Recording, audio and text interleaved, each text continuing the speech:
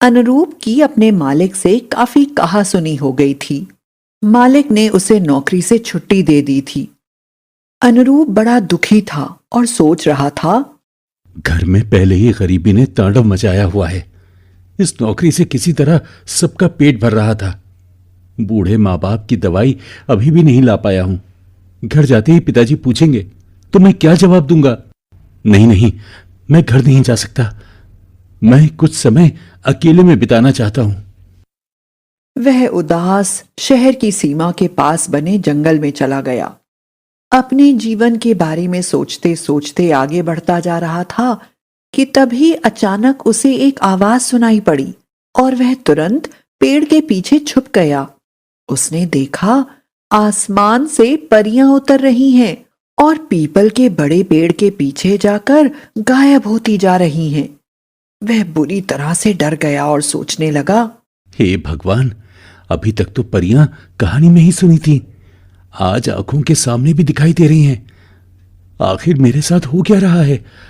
अगर मैं किसी को यह बात बताऊंगा तो लोग मुझे ही पागल समझेंगे। लेकिन यह समझ में नहीं आ रहा कि ये परियां पीपल के पेड़ के पीछे जाकर कहां गायब हो जाती हैं। ठीक है, कुछ देर इंतजार करता हूं, उसके बाद देखूंगा। अनुरूप वहीं छुपकर इंतजार करने लगा। उसे याद आने लगा कि किस प्रकार दुकान के मालिक ने उससे क्या क्या कहकर उसकी बेइज्जती की थी। तुम 2 कौड़ी के नौकर हो। तुम्हारी हिम्मत कैसे हुई कि मेरी कुर्सी पर बैठकर सो गए? तुम्हारी जगह यह जमीन है। अगर कुर्सी पर बैठना है तो मेरे बराबर बनकर दिखाओ, वरना अपना यह काला मुंह दोबारा मत दिखाना।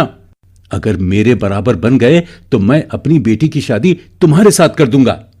अभी वह यह सब सोच ही रहा था कि अचानक उसे पीपल के पेड़ के पीछे से फिर आवाज सुनाई देने लगी और एक एक करके परियां पेड़ के पीछे से निकलकर आसमान में उड़ने लगीं। सभी परियों के चले जाने के बाद अनुरूप पेड़ के पीछे गया तो उसने देखा कि पेड़ पर बैठा एक पक्षी गाना गा रहा था। मैं हूं परी लोक की चिड़िया, नहीं मैं ऐसी वैसी, जो मुझको देख सके नहीं सबकी किस्मत ऐसी। पर मुझे तो तुम दिखाई दे रही हो। अच्छा, तो तुम जो चाहो मांग लो, क्योंकि मुझे वरदान है। जो मुझे देख सकता है मुझे उसकी इच्छा पूरी करनी पड़ती है। मैं बहुत दुखी हूं और किसी ऐसी जगह जाना चाहता हूं जिसे देखकर सब भूल जाऊं।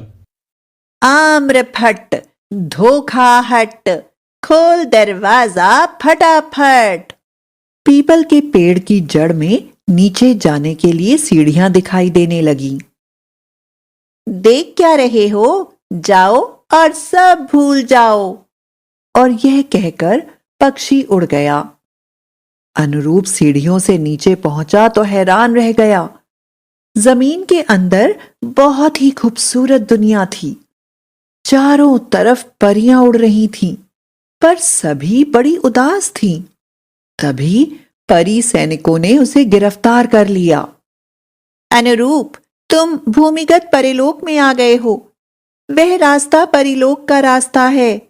एक राक्षस ने पूरे परिलोक को भूमि के अंदर कैद किया हुआ है।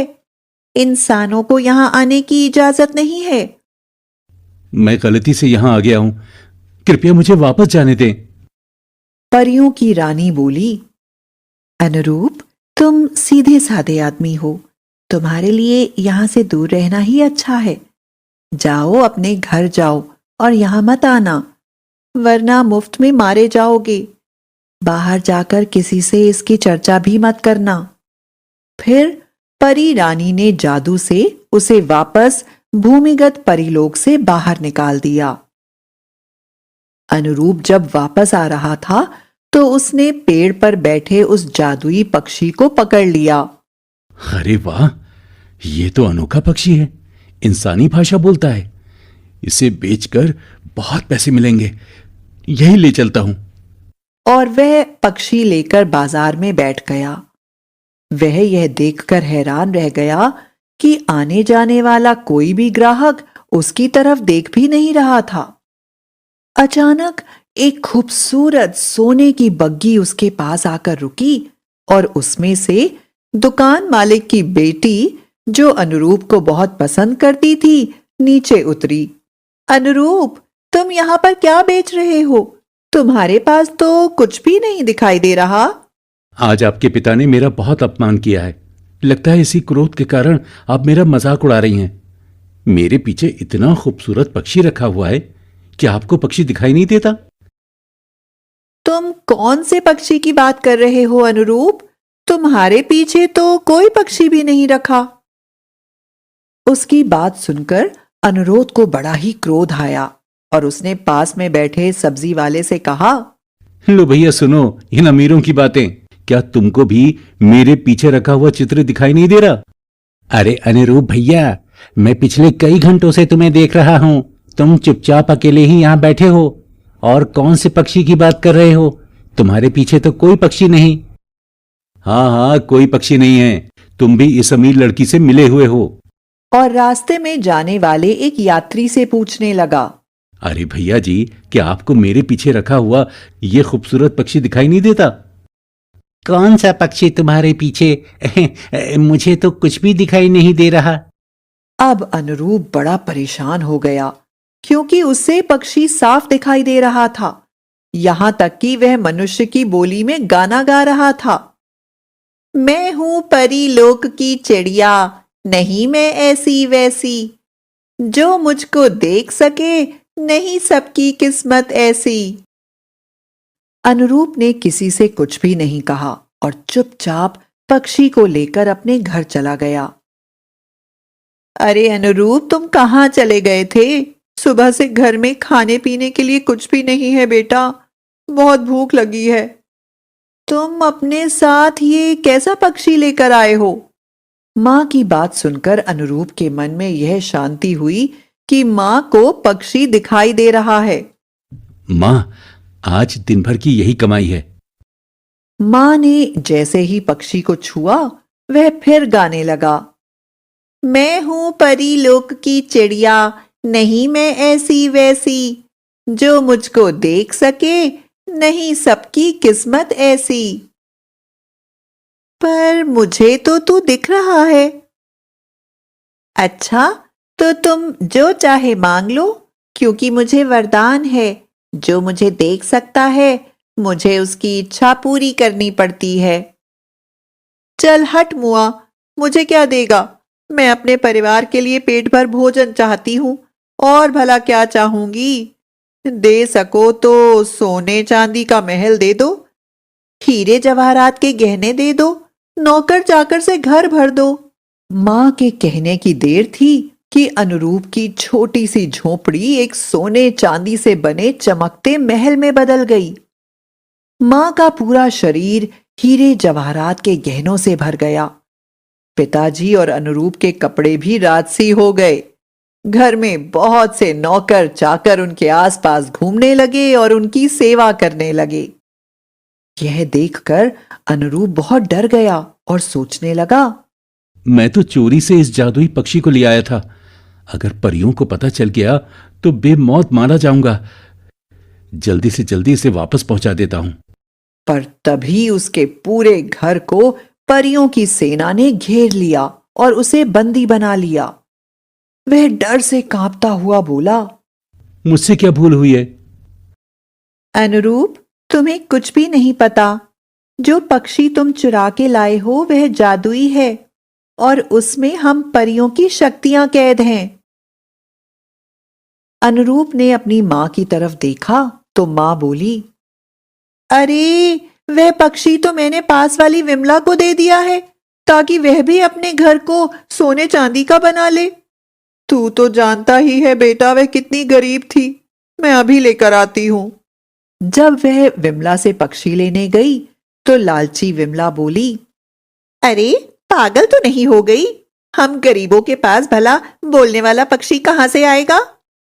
परियों की राजकुमारी यह सुनकर बोली, तुमने अगर 2 दिन में हमारा पक्षी हमें वापस नहीं दिया तो हम तुम्हें भूमिगत परिलोक में कैद कर लेंगे और अपना सेवक बना देंगे। परियों के जाने के बाद अनुरूप शहर के दरोगा के पास गया। साहब, मेरे पड़ोसी ने मेरा जादुई पक्षी चुरा लिया है।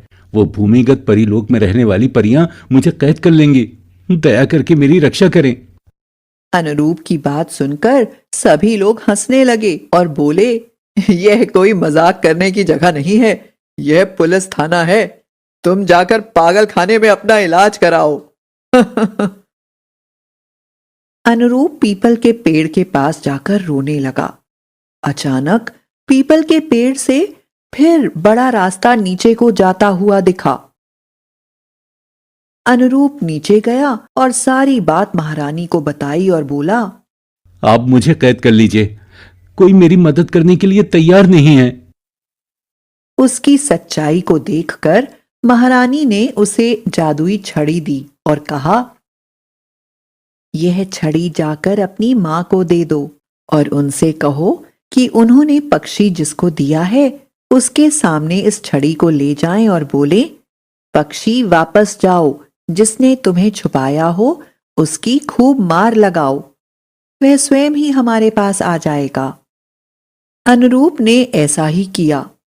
परियों की रानी की दी हुई छड़ी ने विमला की खूब मार लगाई और पक्षी अपने आप परियों की रानी के पास पहुंच गया। परियों की रानी ने खुश होकर अनुरूप को वरदान दिया, जिस दुकान से तुझे निकाला गया है उससे भी बड़ी दुकान तेरे घर के बाहर बन जाएगी। अनुरूप जब घर पहुंचा तो देखकर हैरान रह गया। उसके घर के बाहर एक बहुत बड़ा मेडिकल स्टोर बना हुआ था और उसकी सच्चाई के कारण परियों ने उसे ऐसा तोहफा दिया था जिसने उसकी जिंदगी हमेशा के लिए बदल दी थी। अनुरूप का मेडिकल स्टोर बहुत अच्छा चलने लगा, यहां तक कि उसके आगे और कोई भी मेडिकल शॉप न चलती।